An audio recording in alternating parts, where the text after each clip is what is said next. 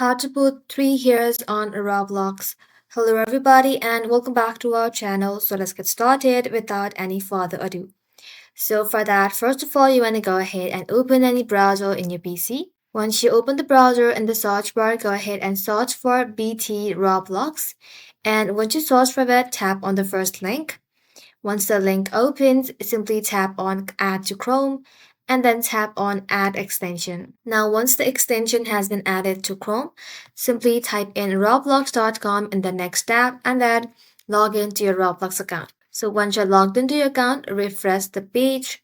And once you refresh the page, you can see that the UI has been changed. From here, you want to go ahead and tap on Avatar. And inside Avatar section, simply tap on Head and Body and then tap on Hair. And just like so, you'll then be able to choose 3 or more hair on Roblox. You can even see preview in your left hand side. So that is simply how you can put 3 hairs on Roblox. Well, that ends the video, guys. Thank you all for watching the video till the very end and stay tuned until our next upload.